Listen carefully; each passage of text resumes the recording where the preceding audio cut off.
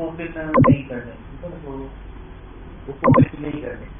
जब cell left English का word है, शायद इसीलिए आपको समझ में नहीं आएगी। अगर सेल के पास नहीं इंट्रो हमारा जो हार्मोन सेक्शन का था उसके अंदर एक इलस्ट्रेशन थी, 2 बार इलस्ट्रेशन से हमने डिस्कस किया था और मैंने खुद इलस्ट्रेशन बोर्ड भी बनाया। एक ऐसा सेल जिसके बाद अगर रिसेप्टर नहीं होंगे तो जाहिर है उस पर हार्मोन का कोई रिएक्शन नहीं होगा। इसको सेल रिलैक्स अगर से टारगेट सेल के बाद स्पेसिफिक रिसेप्टर नहीं है तो हार्मोन का उस सेल की कोई भी इफेक्ट नहीं होगा। बुक ओपन करना तो आसान एक बात होती है। अगर आप किसी भी, मैं कहता हूँ कि अगर इंट्री टेस्ट के स्टूडेंट इंट्री टेस्ट तैयारी कर रहे हैं, टेस्ट भी आ गई है, पेपर भी आ गई है, आसन भी ओपन करें और तो गलती होती है। इस तरह से ऐसी बात नहीं है, गलती टाइपिस्ट भी कर सकता है, आगे पीछे ऑप्शन भी हो सकते हैं, पर कुछ तो ऐसे सवाल होते हैं जिनकी वेरी क्लियर जो उनकी की होती है और स्टेटमेंट भी पड़ी होती है, तो आपको देखना चाहिए और बिला वजह अपना टाइम, दूसरों का टाइम जाया करते हो मैसेज। नंबर 2 एक सवाल है कि ड्यूरिंग लो ब्लड प्रेशर और low sodium level kidney produce, question है किडनी क्या प्रोड्यूस करती है। इससे भी बड़े जो है मायना राय दी गई, उसके अंदर वेरी क्लियर लिखा हुआ है किडनी के अंदर क्या प्रोड्यूस होता है। एंजियोटेंसिन प्रोड्यूस कर रही है तो लिवर प्रोड्यूस करता है, किडनी क्या रेनिन एंजाइम प्रोड्यूस करती है। तो साहब ये आपको बताएगा सवाल इंदो मैक्रो एनएन एक रेट से माइनस कर होता है। अच्छा बड़ी किताब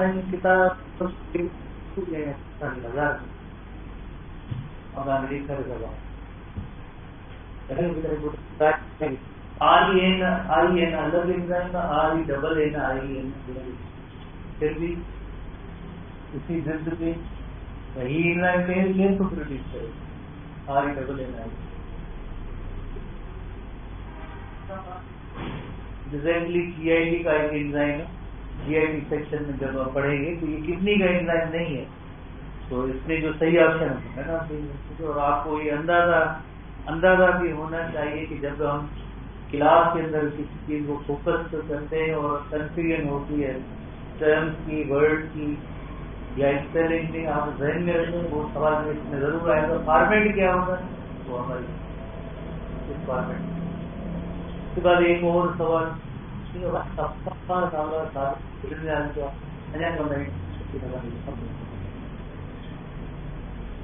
GIT आखिर में जो हमने नहीं पढ़े सर्टेन GIT के अंदर एंडोक्राइन ग्लैंड उसमें अंदर वेरी क्लियर है। फर्स्ट ईयर का भी टॉपिक आपको याद होगा। फर्स्ट ईयर के अंदर hormone producing structure, salivary gland में तो एंजाइम होते हैं और म्यूकस होती है। रेक्टम के अंदर कोई भी जैसे हार्मोन तो नहीं होगा। ड्यूटीनम के अंदर एक हार्मोन है, कौन सा, पॉलीसिस्टोकाइनिन, ठीक है भैया क्या होगी, हार्मोन प्रोड्यूसिंग स्ट्रक्चर है ना, तो सही जवाब पड़ा है। तो उससे भी कल जो टाइम मिलाया, अभी जो भी टाइम मिलाया फिलहाल रखता हूँ। जो कीमती टाइम है बिला वजह जाए तो जो सारी हवा की कमी दिखा हवा कितना लिखा हुआ है किसी को नियर भी वेट सारे खिलाफ तो कीमती टाइम ये लागत है। पढ़ो किताब पढ़ो, डेली लगी हुई STP 1 से 3 पेज भी आप आए जो हम इस क्लास में पढ़ रहे थे कि अगर अवेयर हो जाए फर्टिलाइजेशन हुई है या नहीं हुई, डिपेंड है केमिकली अवेयर हो जाती बॉडी तो फर्टिलाइजेशन हुई है या नहीं हुई है। तो आपको पता है कि डे 1 के इवेंट शुरू होते हैं और अगर फर्टिलाइजेशन हो जाती है embryo undergo the development and migrate through the oviducts towards the utilise. दोनों साइड से किसी भी साइड से जहाँ पे फर्टिलाइजेशन का अमल हुआ है वहां से जो है जाइगोट बनने के बाद एग स्पर्म यूनियन होगी, जाइगोट बनेगा, क्लीवेज होगी। हमारे बुक के अंदर ये टर्म तो नहीं है, नेक्स्ट चैप्टर है डेवलपमेंट का, उसके अंदर ये मौजूद है। क्लीवेज की नहीं होती, माइटोटिक यूनियन। जाइगोट एक फाउंडेशन सेल होता है जिसके अंदर इंटायर एक न्यू ऑर्गेनिज्म बनता है। उसके अब न्यू ऑर्गेनिज्म बनता है तो उसके अंदर मिलियंस ऑफ सेल्स होते हैं। मिलियंस ऑफ सेल्स कैसे बने? किसी जाइगोट में जब सेल डिवीजन होगी तो जैसे क्लीवेज से क्लीवेज एक में 7 डेज तो ये यूटिरस की लाइन एंडोमेट्रियम के अंदर अपने आप को अटैच कर लेते हैं, इम्बिडेट कर देते हैं, प्रोसेस में निकाल देते हैं इम्प्लांटेशन। ठीक है, एक इलस्ट्रेशन देख लेते हैं। Embryo implant itself in the prepared endometrium. कल प्रीवियस क्लास में हमने पढ़ा था हर 28 डेज एंडोमेट्रियम की लाइन क्यों प्रिपेयर होती है? बिकॉज इस वजह से अगर पॉसिबली कोई फर्टिलाइजेशन हो, अगर एम्ब्रियो बने तो उसको रिसीव करना, ये एंडोमेट्रियम लाइनिंग का काम होता है। तो इधर देखो एक ऑप्शन ये है कि अगर फर्टिलाइजेशन हुई है, अगर फर्टिलाइजेशन हो जाती और आगे यूटिरिन लाइनिंग प्रिपेयर ना हो तो उसकी इम्प्लांटेशन ना हो। इस वजह से भले फर्टिलाइजेशन हो या ना हो पर हर 28 डेज में यूटिरिन लाइनिंग एंडोमेट्रियम की प्रिपरेशन होनी चाहिए। तो फर्टिलाइजेशन नहीं होती है तो शेडिंग हो जाती है, अगर फर्टिलाइजेशन होती है तो कौन सा प्रोसेस होगा? इम्प्लांटेशन। इम्प्लांटेशन का मतलब होता है कि embryo attaches with the wall of uterus, embedded into the uterus के एंडोमेट्रियम के अंदर प्रोसेस करते हैं इम्प्लांटेशन। एक इलस्ट्रेशन देते हैं इम्प्लांटेशन के हवाले से इलस्ट्रेशन। ठीक है, जैसे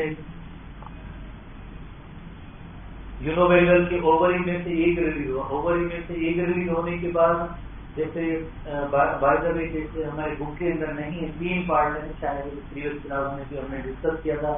एक जैसे पहला पार्ट होता है जिसे इनफंटिब्यूलम कहते हैं, फर्स्ट पार्ट होता है वो इनफंटिब्यूलम। इनफंटिब्यूलम का मतलब होता है इनफंटिब्यूलम। इनफंटिब्यूलम का मतलब होता है फनेल की तरह, जो पार्ट फनेल की तरह होता है। फनेल जो आपने केमिस्ट्री वगैरह या किसी और जगहों के इंस्ट्रूमेंट होता है, फनेल कहते हैं। ये पार्ट वाइड होता है और उसके बाद ये नैरो पार्ट या नैरो सेक्शन शुरू होता है। तो ये जो फनेल शेप स्ट्रक्चर होती है, जो फ्रिंज स्ट्रक्चर होती है, ये इसका नेम होता है फनेल शेप स्ट्रक्चर का नेम होता है इनफंटिब्यूलम। उसके बाद जो ये ट्यूब या एक डक्ट की तरह होता है, इसका पार्ट सेक्शन का नेम होता है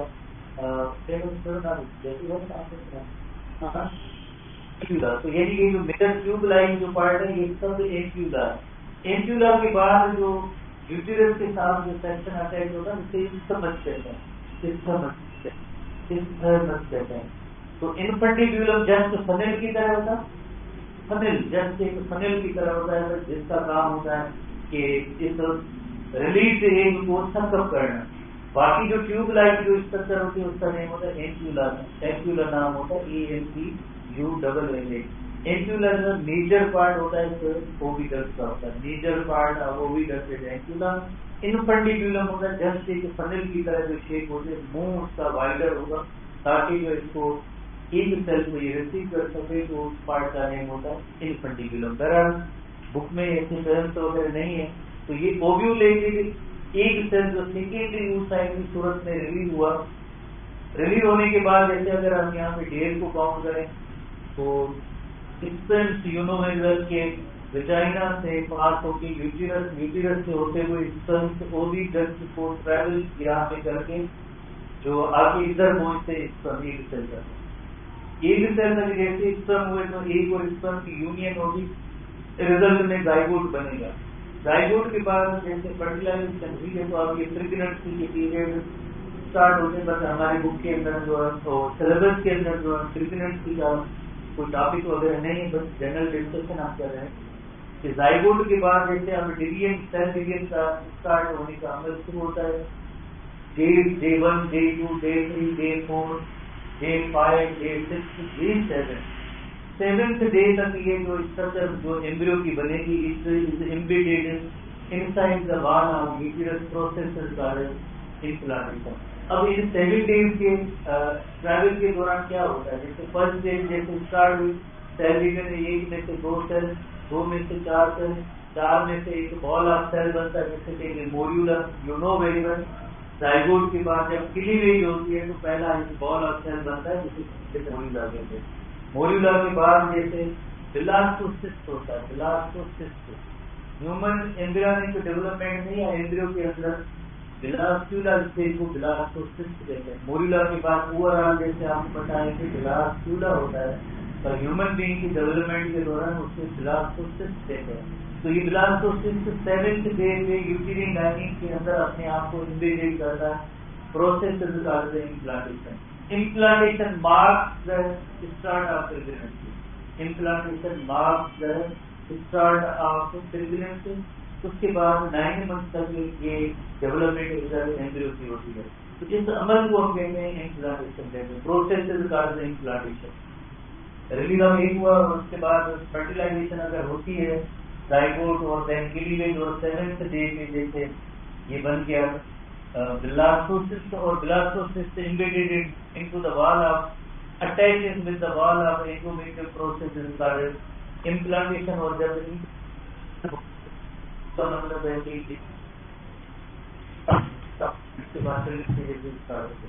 ठीक है, तो ये अगर फर्टिलाइजेशन होती है तो अदरवाइज आपको पता है शेडिंग ऑफ यूटेरिन लाइनिंग होती है, मेंस्ट्रुअल फ्लो की सूरत में ये जो यूटेरिन लाइनिंग जो डेवलप होती है उसकी शेडिंग होती है। यू नो वेरी वेल कि एंडोमेट्रियम इनर मोस्ट लेयर है, मिडिल लेयर होता है, मस्कुलर लेयर होता है, मायोमेट्रियम कहते हैं, और आउटर लेयर आपको यूटेरस होता है उससे पेरीमेट्रियम कहते हैं। Perimetrium, myometrium, endometrium. एंडोमेट्रियम की बिल्डिंग अप का भी अमल होता है और एंडोमेट्रियम की जो शेडिंग का भी अमल होता है अगर फर्टिलाइजेशन नहीं। बाकी ये मायोमेट्रियम है, मसल है, ये तो रिटेन रहेगी, और ये आउटर मोस्ट लेयर है that is called the perimetrium. तो बहरहाल ये इसका तो इतना बड़ा टॉपिक तो नहीं है, हम आगे नेक्स्ट आते हैं प्लेसमेंटा क्वेश्चन की तरफ। जैसे यूनोपेरियल प्लेसमेंटा के बारे में हमने शायद इससे पहले भी किया था प्लेसमेंटा के यूटेरस के अंदर जो है मदर एंड एम्ब्रियो के दरमियान एक कनेक्शन का नेम होता है प्लेसमेंटा होता है। प्लेसमेंटा के अंदर एम्ब्रियोनिक टिश्यूज भी होते हैं as well as maternal tissues दोनों होते हैं। एम्ब्रियोनिक टिश्यूज भी होते हैं as well as maternal tissues दोनों होते हैं, दोनों टिश्यूज होते हैं। और ये जो मैटरनल टिश्यूज का आगे जो कनेक्शन होगा वो ब्लड वेसल, मदर से ब्लड वेसल, एक तरफ से ब्लड सप्लाई आती है और दूसरी तरफ से यहाँ से ब्लड सप्लाई प्लेसेंटा की जाएगी। और प्लेसेंटा आर्जी स्ट्रक्चर, कोई परमानेंट स्ट्रक्चर नहीं है, जो प्रेग्नेंट विमेन होती है उसके अंदर ही जैसे ये बनेगा प्लेसेंटा, और जैसे ही जन्म हो जाएगा यंग वन का, जैसे जन्म हो जाता है उसके बाद ये प्लेसेंटा जो है रिमूव हो जाता है। उसके बाद ये प्लेसेंटा रिमूव हो, प्लेसेंटा और एम्ब्रियो के साथ जो कनेक्शन होता है उसका नेम होता है अम्बिलिकल कार्ड। अम्बिलिकल कार्ड होता है। और ये जो एम्ब्रियो का सेक्शन होता है इसके कहते हैं कोरियोनिक विलाय कहते हैं। ये स्पेशली कोरियोनिक विलाय होते हैं, हार्मोन एक प्रोड्यूस करेंगे जो कोरियोनिक गोनेडोट्रोपिन आपको याद है। ओवरऑल हम प्लेसेंटा के बारे में कहते हैं बिकॉज़ प्लेसेंटा है combination of maternal and embryonic tissues की कॉम्बिनेशन से बना है।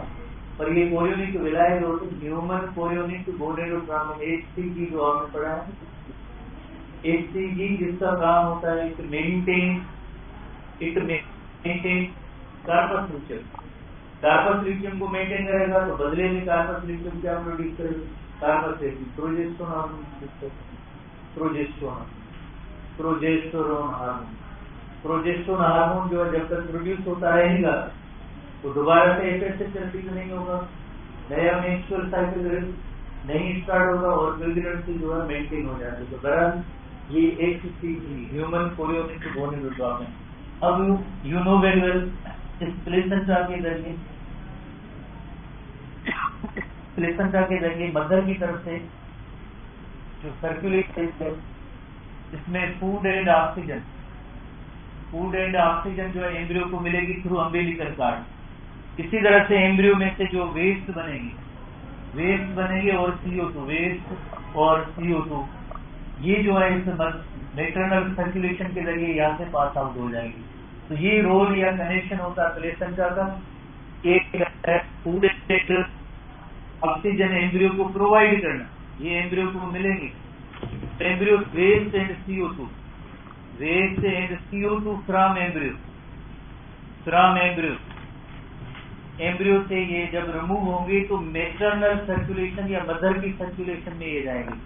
प्रेग्नेंट मदर जो होती है, मदर सर्कुलेशन, प्रेग्नेंट मदर जो होती है उसमें एक तो अपनी बॉडी के फंक्शन मेटाबॉलिज्म वो, प्लस में एम्ब्रियो के वेस्ट और CO2 होते हैं उनको भी रिमूव करना। और ये मदर प्रोवाइड करती है, मदर प्रोवाइड एम्ब्रियो, एम्ब्रियो को प्रोवाइड करेगी फिर ऑक्सीजन। एम्ब्रियो के waste and carbon dioxide mother की सर्कुलेशन में जाएंगे, थ्रू प्लेसेंटा जाएंगे। तो प्लेसेंटा का एक बहुत every requirement of embryo is provided by mother through placenta, placenta के थ्रू इसको प्रोवाइड करेगी। और एम्ब्रियो के जितने भी वेस्ट या CO2 होगी वो प्लेसेंटा के जरिए मदर के सर्कुलेशन में जाएगी। तो इस वजह से हम कहते हैं placenta is a connection between mother and its embryo. RV बनेगा और फिर जो है जैसे डिलीवरी ऑफ द बेबी होगी तो प्लेसेंटा भी रिमूव हो जाएगी, उसके बाद प्लेसेंटा भी रिमूव हो जाएगी। ठीक है, तो प्लेसेंटा का रोल है वो हम देखेंगे कि प्लेसेंटा का क्या रोल है। इसकी भी बुक को जरा थोड़ा देखेंगे। इनिशियली द कार्पस ल्यूटियम जो टेम्पररी स्ट्रक्चर है, टेम्पररी स्ट्रक्चर क्यों 28 डेज तक कार्पस ल्यूटियम रहता है। अगर फर्टिलाइजेशन होती है तो देन आगे 3 मंथ तक ये कार्पस ल्यूटियम रहेगा, अदरवाइज ये टेम्पररी है। Formed in the ovary after ovulation, जैसे थोड़ी देर पहले इलस्ट्रेशन में हमने नोट किया था, HCG का काम होता है कार्पस ल्यूटियम को मेंटेन करवाना। कार्पस ल्यूटियम अगर मेंटेन होगी तो you know very well progesterone hormone भी रिलीज होता रहेगा। तो इसका यही मतलब है, it is corpus luteum is sustained by, maintained by HCG produced by placenta. HCG को कौन प्रोड्यूस करता है? HCG is produced by placenta. और उसका काम क्या है? उसका काम ये होता है कि इट मेंटेन्स और sustains corpus luteum. Corpus luteum को डीजनरेट होने नहीं देता, कार्पस ल्यूटियम को ये मेंटेन करवाता। कार्पस ल्यूटियम मेंटेन होगी तो प्रोजेस्टेरोन हार्मोन भी प्रोड्यूस होता रहेगा। बाद में later on placenta takes over the production of progesterone and estrogen. उसके बाद प्लेसेंटा प्रोड्यूस करेगी, प्लेसेंटा ही प्रोड्यूस करेगी, प्लेसेंटा ही एंडोक्राइन स्ट्रक्चर बन जाएगी। आप नोट करें प्रीवियस चैप्टर के अंदर हमने पढ़ा था अंदर एंडोक्राइन स्ट्रक्चर में कि प्लेसेंटा भी एंडोक्राइन स्ट्रक्चर बन जाती है।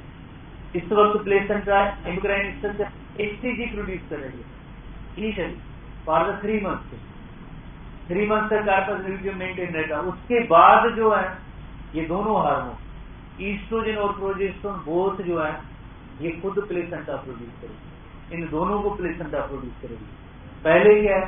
पहले progesterone hormone produced by corpus luteum 3 month तक, उसके बाद प्लेसेंटा खुद प्रोजेस्टेरोन और ईस्ट्रोजन हार्मोन प्रोड्यूस करेगी। ठीक है, तो HCG का जो मेन काम होता है तो maintain the corpus luteum. Corpus luteum रहेगा मेंटेन तो प्रोजेस्टेरोन हार्मोन प्रोड्यूस होता रहेगा।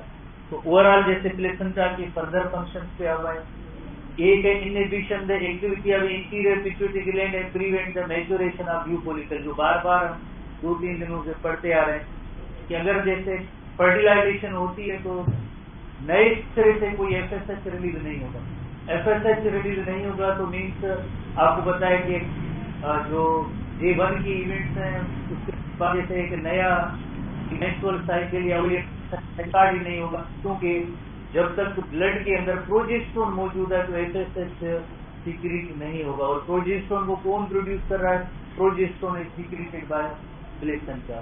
ठीक है ना, तो डुअल का मतलब है 2 फंक्शन है। एक तरफ से FSH की सीक्रेशन को स्टॉप कर दें, FSH स्टॉप होंगे तो जाहिर न्यू फॉलिकल्स भी डेवलप नहीं होंगे, एक बार।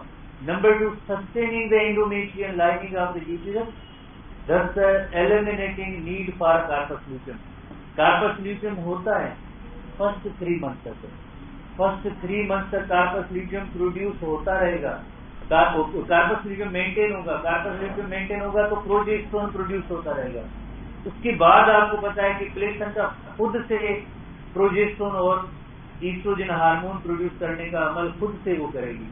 तो अब elimination the need of corpus luteum, बाद में कहेंगे अब कार्पस ल्यूटियम की जरूरत नहीं, हम ये खुद ही हार्मोन प्रोड्यूस करेंगे। कौन से हार्मोन? प्रोजेस्टेरोन और ईस्ट्रोजन, जिनका काम मेंटेनेंस ऑफ प्रेगनेंसी। ठीक है, तो ये दो काम हुए, एक तो नंबर 2 जो है एलिमिनेटिंग द नीड ऑफ जो कार्पस ल्यूटियम। कार्पस ल्यूटियम की अब कहीं जरूरत नहीं है, अब हम खुद ही कहेंगे कि प्लेसेंटा के सेल कि हम खुद ही हार्मोन बनाएंगे प्रोजेस्टेरोन और ईस्ट्रोजन को। तो during pregnancy menstruation season, menstruation क्यों होती है? डे 1 to डे 5 के इवेंट्स आप ध्यान में रखें। जैसे 28th डे साइकिल के अंदर 28th डे के बॉडी केमिकली अवेयर होती है कि फर्टिलाइजेशन नहीं हुई है, कार्पस ल्यूटियम डीजेनरेट हुआ है, no hormone was coming towards the uterus, तभी तो शेडिंग ऑफ यूटेरिन लाइनिंग हुई जिससे मेंस्ट्रुएशन होते हैं। तो प्रेगनेंसी के दौरान मेंस्ट्रुएशन स्टॉप होगी, मेंस्ट्रुएशन नहीं होगी।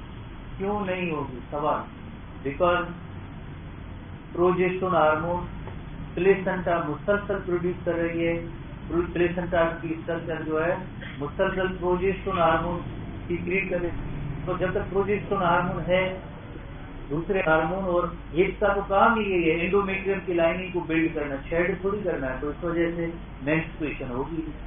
तो ये भी एक की पॉइंट है कि during pregnancy menstruation season, season का मतलब होता है स्टॉप, बंद हो जाती है। क्यों होती है बंद? वरना अदरवाइज 28 डे का साइकिल हमने पढ़ा है कि हर मंथ पे अगर फर्टिलाइजेशन नहीं होती है तो shedding of uterine lining, fertilization हो गई है अब तो प्रेगनेंसी मेंटेन होगी, 9 मंथ तक मेंस्ट्रुएशन नहीं होगी। ठीक है ना, तो ये भी एक की पॉइंट है।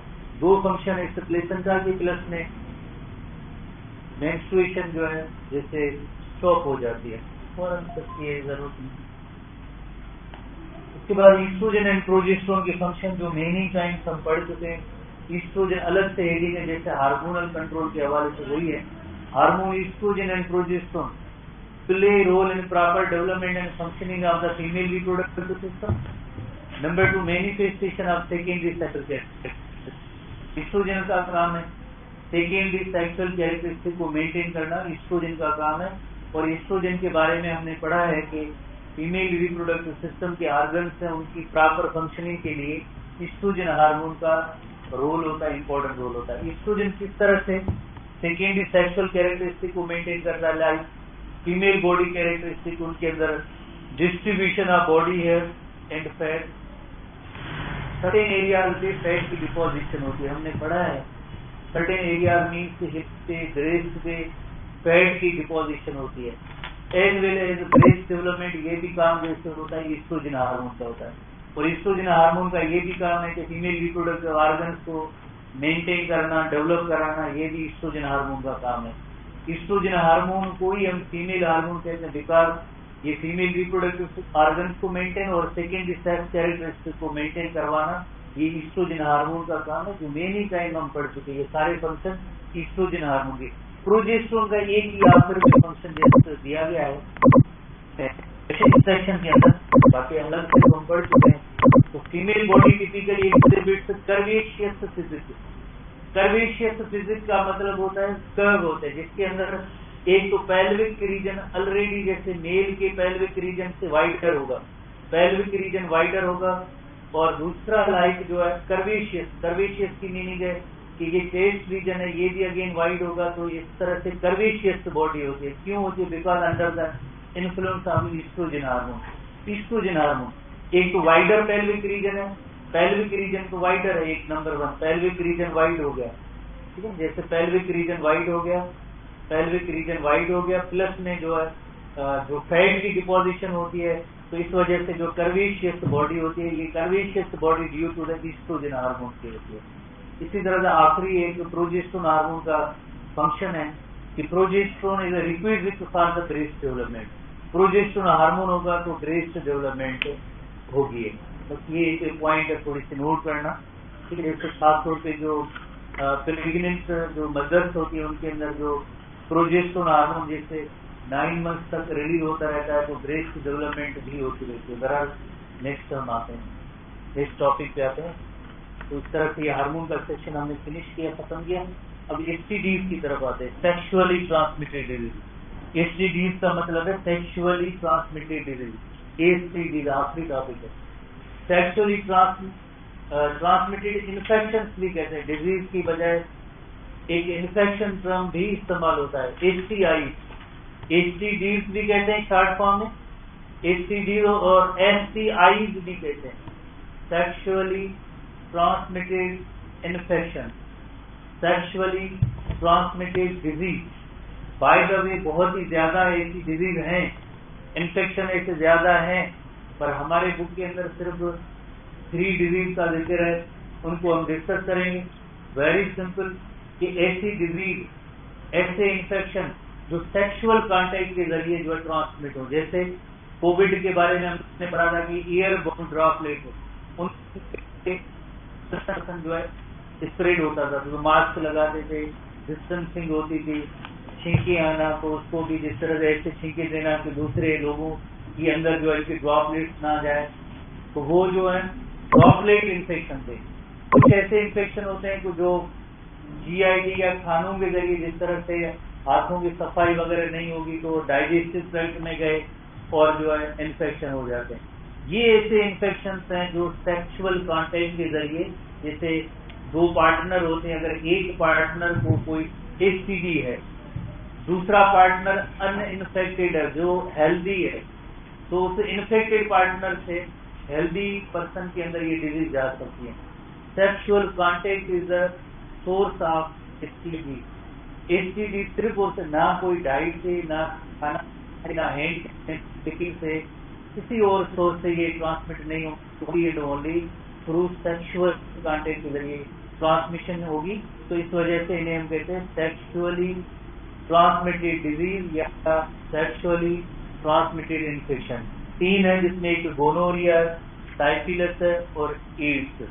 ये दोनों बैक्टीरियल डिजीज है, और जैसे एक जो आगे फिर एड्स HIV फर्स्ट ईयर के अंदर एक अलग से टॉपिक मौजूद है, उसकी डिटेल में स्ट्रक्चर भी पढ़ेंगे। डिटेल में हम ये पढ़ेंगे कि कैसे एक पर्सन से दूसरे पर्सन में ट्रांसमिट या इनहेरिट होता है, वो पूरा एक अलग मेन टॉपिक है और वेरी इंपॉर्टेंट टॉपिक है। और उसमें भी टेस्ट रिलेटेड आपकी जो टेस्ट होगी उधर उसमें HIV सेक्शन से 1-2 क्वेश्चन जरूर आएंगे, ये भी आप ध्यान में रखें। इधर इस सेक्शन के अंदर इतना कोई का डिस्कशन नहीं है। तो पहले हम गोनोरिया पे आते हैं। गोनोरिया डिजीज का नेम है, गोनोरिया डिजीज का नेम है, बैक्टीरियम इसका काज है, निसेरिया गोनोरियाई। ठीक है, थोड़ा इटालिक में ये लेटर लिखे होते हैं। हाँ सही,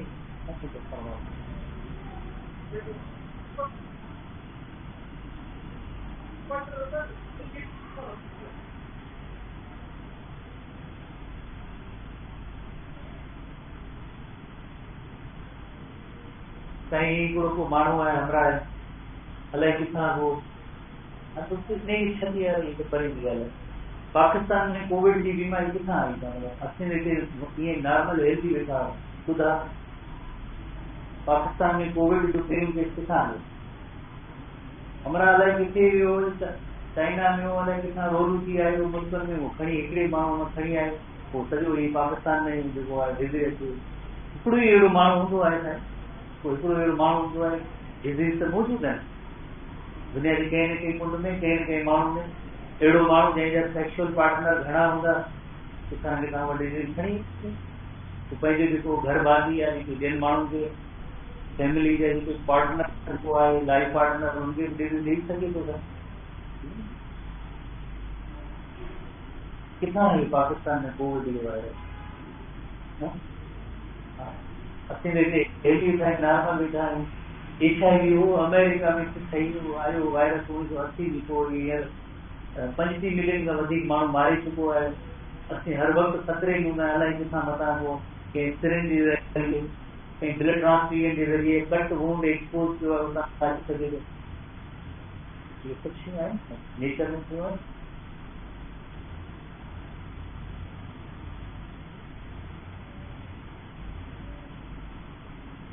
डिसेरिया गोनोरिया इटालिक्स में जो वर्ड लिखा होता है उसका मतलब होता है डिसेरिया गोनोरिया, ये इसका बायोलॉजिकल नेम है। डिजीज का नेम है जस्ट गोनोरिया।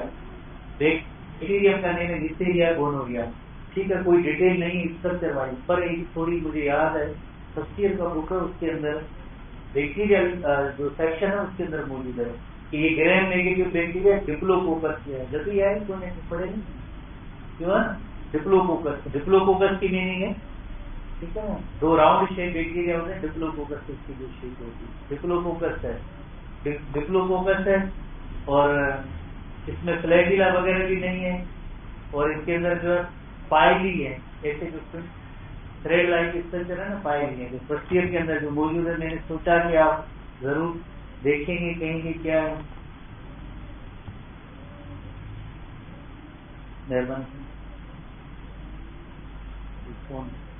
डिप्लोकोकस लफ्ज थोड़ा नोट कर लेंगे, ठीक है। डिप्लोकोकस ये लिस्टेरिया गोनोरिया में diplococcus and gram negative bacteria.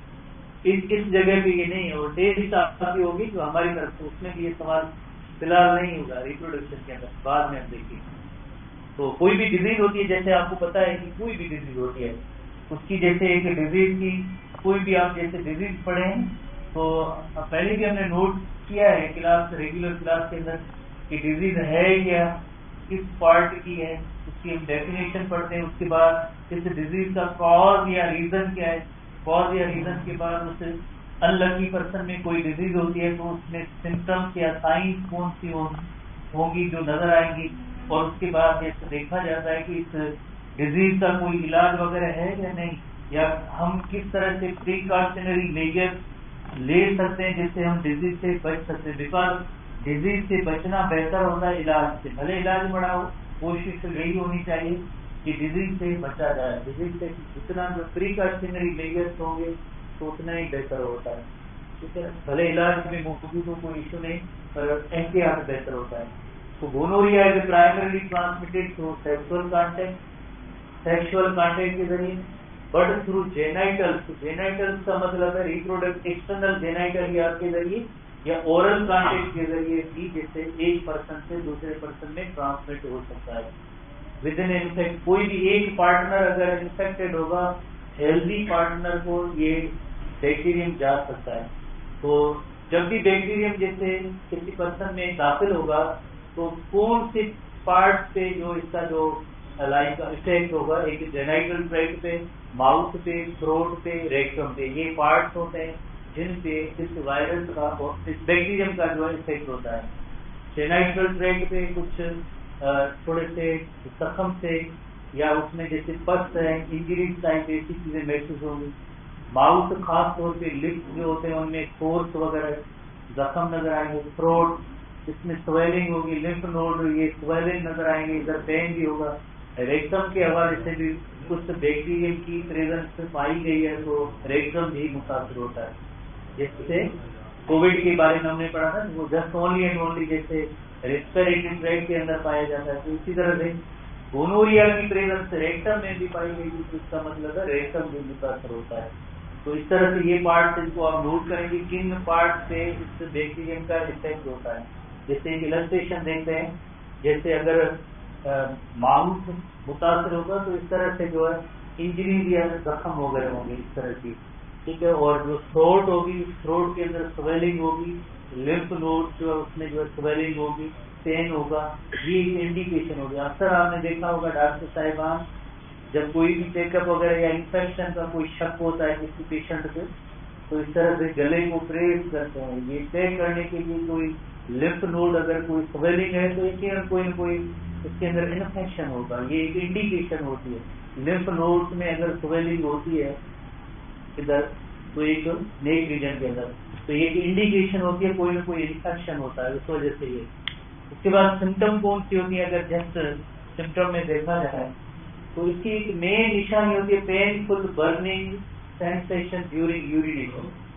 जब भी ऐसा पर्सन अनलकीली जिनको गोनोरिया होती है, यूरिन करते वक्त इतना शदीद पेन होगा कि उनकी चॉइस दी जाए कि आप यूरिन करेंगे चाहिए नहीं, यूरिन नहीं, इतना पेनफुल बर्निंग सेंसेशन होता है, ठीक है। पेनफुल और बर्निंग सेंसेशन होता है। इंक्रीज वेजाइनल डिस्चार्ज,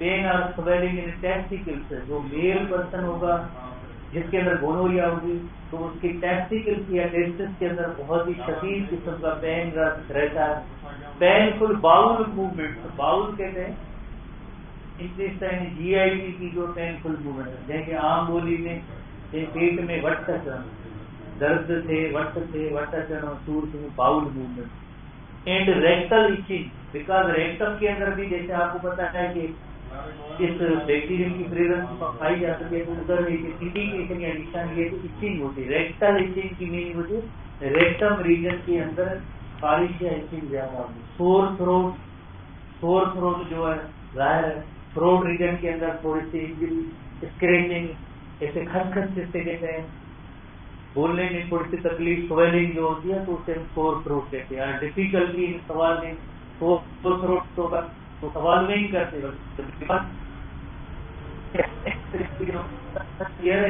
फूड दोनों पास होते हैं। सवालों पर पेनफुल होगा तो ये स्वेलिंग करते वक्त हमें थोड़ा सा पेन महसूस होगा, ये इंडिकेशन होता है कि अगर कोई इन्फेक्शन जरूर है, इंडिकेशन है। ट्रीटमेंट के हवाले से देखा जाए तो बैक्टीरियल डिजीज की ट्रीटमेंट मौजूद है। इस बैक्टीरिया की एंटीबायोटिक्स की जरूरत, एक वेरी पावरफुल एंटीबायोटिक्स की जरूरत होती है और कंट्रोल तो मौजूद है, पर होता ही है कि अगर ड्रग्स टाइमली जो लें, जितनी डॉक्टर साहिबान की वो प्रिस्क्रिप्शन होती है, इतने दिन लेनी है, दिन में इतनी बार लेनी है, अगर वो उसको हम मिस करेंगे तो दें जो बैक्टीरिया के अंदर रेजिस्टेंस आ जाएगी, बैक्टीरिया नहीं मरेंगे। जैसे हमारे जैसे लोगों की सोच होती है, अगर बिजली भाई